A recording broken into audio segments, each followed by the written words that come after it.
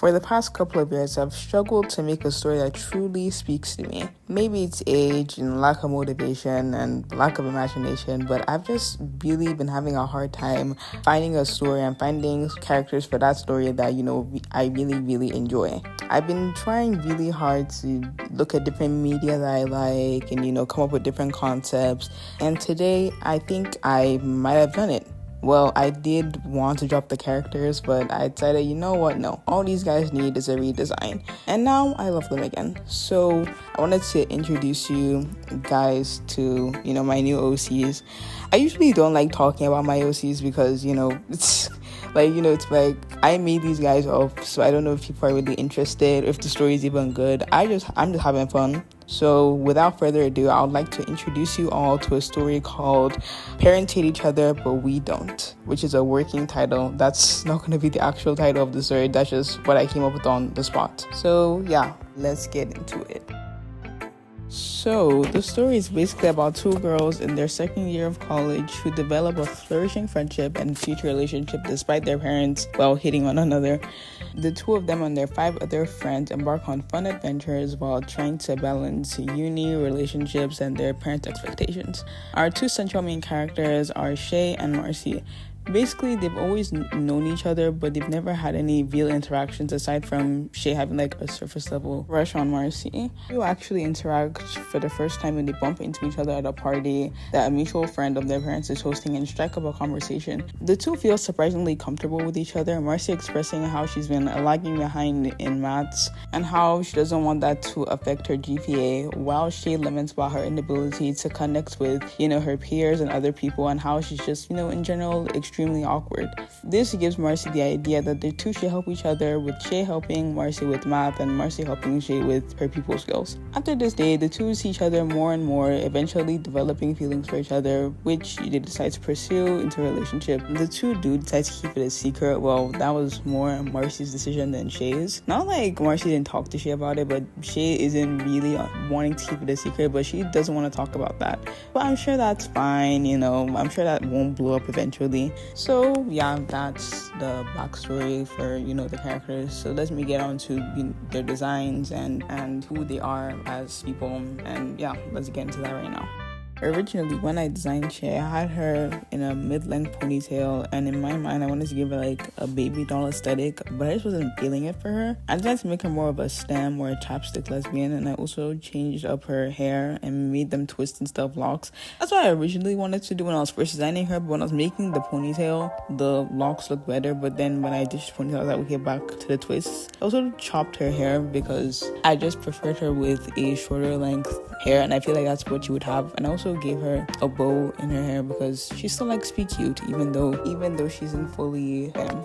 When I'm designing characters, I usually like to give them a main color and a motif, and I decided that her main color would be pink and her motif was going to be butterflies. I decided on butterflies because in her backstory, all her family members are extroverts and they talk to people effortlessly, and she's also an extrovert. She's just very awkward and is quite tactless.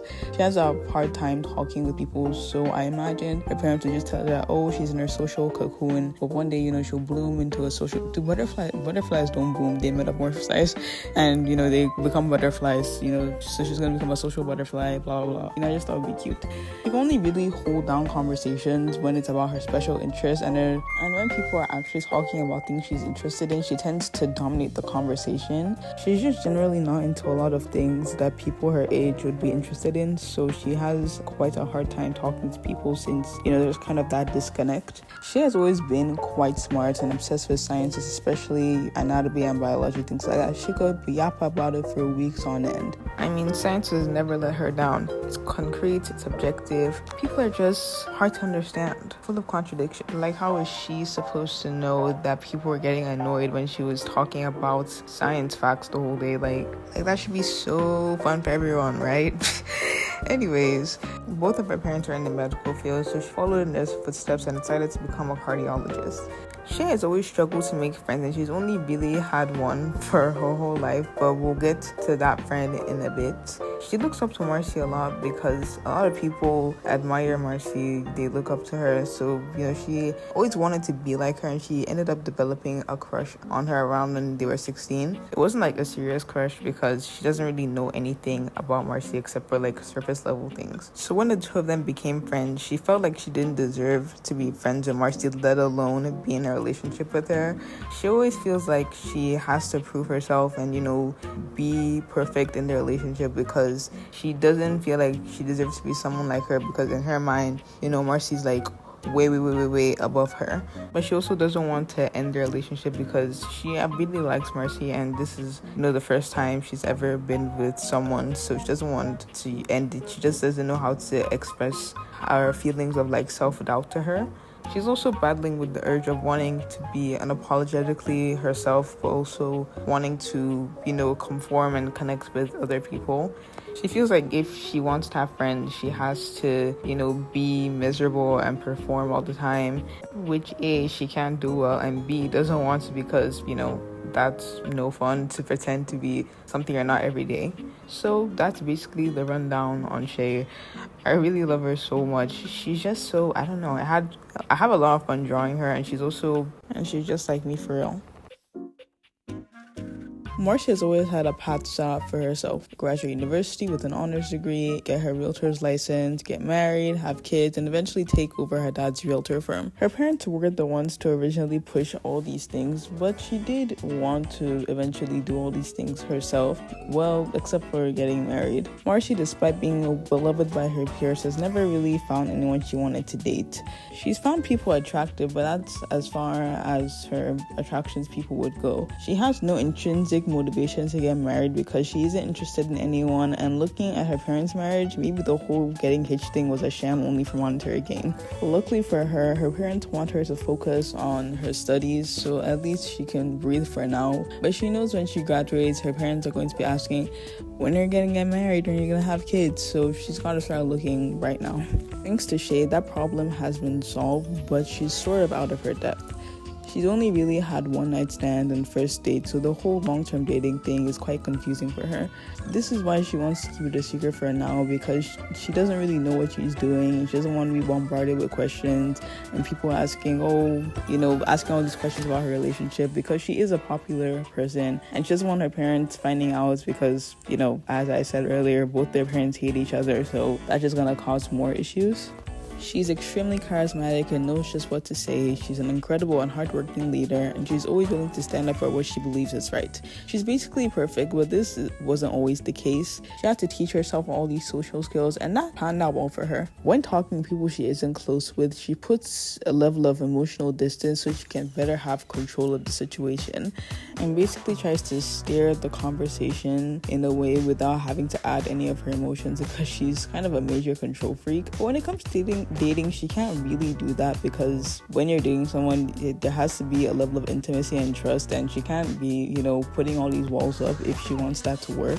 For the changes in her design, I just bumped up the saturation and changed her hair. I still wanted to keep it short because she usually wears wigs, so having long hair would just complicate that. Her hair is also relaxed the fuck because her parents instilled that good old pussy hatred within her soul, so she's constantly feeling that she needs to relax her hair and wear wigs because that's like more professional, or whatever racists say. Don't worry, she will be free from the shackles of textures, I promise you. For her colors, I chose green because low-key I wanted to give Okobo and Galinda, because I wasn't really inspired by Wicked for this story, but I was just like, their parents are rivals, so having, Shay's family be pink and, Marcy's family be green, and you just wanted to give that Wicked vibe. And for her motif, I gave her a fern leaf. There was no special reason for that, I just decided on that randomly. And that's all for Marcy. I really enjoyed drawing her face because it's really unique. I specifically like her eyes. I love them so much. She's so pretty, you guys don't get it. I barely changed Oliver's design because I love what I came up with from the jump. His style is that performative male matcha vibe, but he isn't a performative guy. He genuinely enjoys reading, matcha, tote bags, and he does even like girls, so yeah. I also created him before the trend even popped off, so don't come for me. His main color is orange and his motif is an autumn leaf, but that probably changed because I don't think it really fits his vibe, but I couldn't think of anything else that would, match him, sorry. Oliver is a very high-strung guy, and he's been friends with Marcy and frenemies with Leo since 8th grade. His older siblings were quite rebellious, which put a lot of pressure on him to be perfect and do no wrong as a child. His parents would constantly compare him with his siblings and would always praise him for not being like them. This resulted in him never deviating and constantly trying to do his best to be everything his parents had wanted, which eventually results in him having some cognitive dissonance because his friends, especially Leo, tend to do a lot of things his friends see as horrible, like partying, drinking, all the like. So when he sees all his friends and his siblings doing all these things that he was taught were so wrong and so bad, he doesn't really know how to feel because in his mind all these things are wrong, but my friends and my siblings are doing all of them, so is it really wrong? Are they bad people? But he knows they aren't bad people, so it's just a constant cycle in his mind. He basically has to realize that it's okay to break the rules sometimes because we're all human, and at one point or another you're gonna deviate from the norms and break the rules. So it's like you don't need to focus constantly on being perfect, especially because of the fact he's hiding a pretty huge secret from his friends, which is that he's gay, and he's not really sure if they'd be fine with that because they want him to get married to a sweet and maternal Hispanic woman. He basically gets with the complete opposite of that type of person. I'm thinking they'd be fine-ish with him being gay, but just not the person he wants to be with, which, spoiler alert, that is Leo. Sorry to say, I do love an enemies to lovers. The two bicker all the time and they do have underlying feelings for one another. I don't know how or when they will get together, but we'll just have to wait and see. All for Oliver. Bro's only 19, yet he looks like he's on his second divorce. That's what being a pre-med student does to you. Always working, never sleeping. If these characters had an actual fandom, Leo would probably be the fan favorite. He's a rebellious punk dude who's kind of obnoxious and loves to push people's buttons. Where have I seen that before? Anyways, for his design, I just darkened his hair and that's basically all I changed. I didn't want him to look too similar to Shay as they're both skinny, they have red hair, reddish eyes, but I feel like I did a pretty good job at differentiating the two of them so that no one can be like, oh, they're siblings. So Leo's main color is obviously red, and his motif is X's because, he's cool and edgy like that. Leo is basically the black sheep of his family and has always had a rebellious streak. He was parentified as a young child and, was forced to take care of his younger siblings when he just wanted to be a kid and have fun. Even the things that he did, his parents would discourage him from doing that because they're quite conservative and strict. This caused him to act out just to spite them, doing things like getting multiple piercings, dressing alternative, dyeing his hair, getting tattoos, etc., etc. When he came out as trans, though, that's when basically the whole thing exploded. His parents decided not to kick him out because they know they look bad, but now they barely talk to Leo, and they barely let him talk to his younger siblings. He's contemplated cutting them off, but he's broke and he has no other family in the area, so cutting them off would be kind of dumb. He also doesn't want to abandon his younger siblings, especially since one of them is also trans. He's conflicted on what to do, and he puts on a mischievous and carefree facade so he doesn't show to the outside world. Lee and Marcy have basically been friends since kindergarten, but Marcy and most people's parents don't really approve of him because he's basically the embodiment of bad company. He's like, those kids that your parents always tell you about, that don't hang out with this kid, he's, bad, blah, blah, blah, blah. He does care a lot for his friends and he's extremely loyal, like a ride or die type, especially to Yuxuan because he sees them as a younger brother. He tends to accidentally hurt people and take things too far and has a hard time taking accountability for his actions. I'm not completely satisfied with the design. I'll probably tweak some things here or there, but for now this will suffice. Originally, when I was making Nyla, they're supposed to have the McBling style, but I ended up making them more of a scene queen. They still do take a lot of influence from the McBling style, but I just splashed some scene in there. They probably changed the most out of all the characters as I was just not into their design at all. I think what really saved their character was the gold eyes. It just added so much. Their color is purple and their motif is jewels. They low-key are giving Rouge the bat, but that's besides the point. Nyla is Shay's best friend, and they're kind of opposites, at least when it comes to their ability to socialize with people. Nyla is basically the life of the party, always going out and making TikToks and gathering gossip, which they do tell Shay all about the drama, but Shay doesn't really care. Nyla doesn't have the same drive when it comes to academics like their friends do, which feels them leaving like they're lagging behind. For some reason, everyone just knew what they wanted to do with life except for them. Right now, they're studying marketing but aren't too excited about the future job prospects. They've decided the best course of action is forget all that and keep partying. When I was making them, I wasn't sure what their backstory would be because I didn't really have any ideas for them. I didn't want to give them a dramatic and tragic backstory where they're a child of divorce and how they're so tortured and tragic. I just wanted to make them, more, they had more of a normal childhood. I realized that I tend to make most of my character problems stem from their parents, which makes sense because the way you are raised really shapes how you will be and how you perceive the world and blah blah blah blah blah. But I didn't want to make all my characters have sad, childhoods and rough childhoods. And I just realized, not everyone needs to have a super complex backstory. And some people just don't have super big struggles. This is still a struggle that they have, not knowing what they want to do with their future. But it's not some super big, deep down trauma, because not everyone has trauma.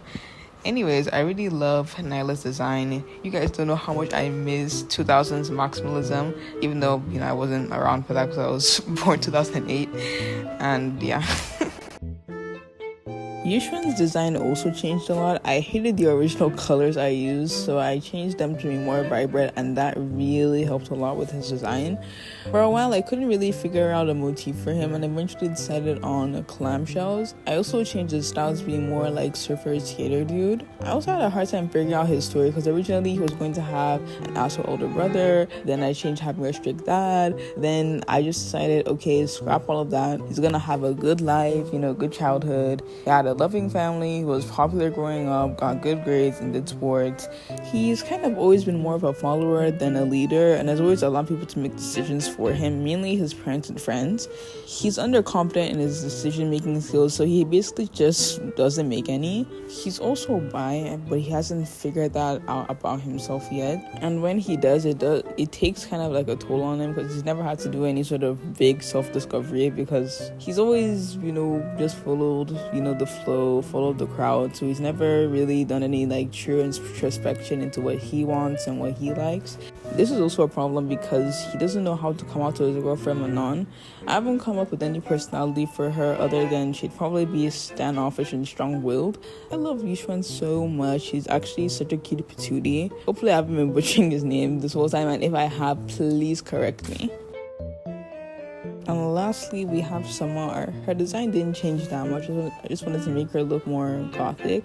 I'm not sure what type of goth she is, but put it down below with what type of goth they would classify her as, because I know there's different types of goths. Her color is blue and her motif is spiders. One problem I'm having with her is nailing down her body type. Sometimes I draw her skinnier and sometimes I draw her thicker. I need to nail that down eventually because, I want to draw these characters consistently, so I need to figure out, okay, what is her actual body type. She changed a bit personality wise from when I first met her. Before, she was a lot more calm and level-headed, but now she's more melodramatic and artsy. She's more of a weird aunt or a fun older sister. She and Yuxuan became friends with Marcy and the rest since high school, and they've been friends ever since. Samara loves to help people work out their emotions. It's something she's wanted to help with ever since she was a child. She does give great advice that is extremely empathetic, and people trust her a lot, and they know she'll never judge them. She's a big advocate about talking through your emotions and talking about your feelings, but she doesn't really practice what she preaches. She tends to bottle up her emotions and feelings and only expresses herself through various forms of art.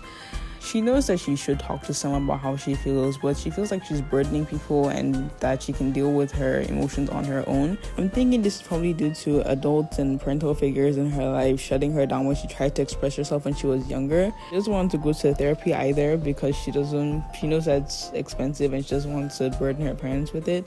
A lot of people, including myself, tend to do this because opening up isn't really a walk in the park. She does eventually get through this, though. I mean, all the characters have to, end their arcs. And yeah, that's all for Samar.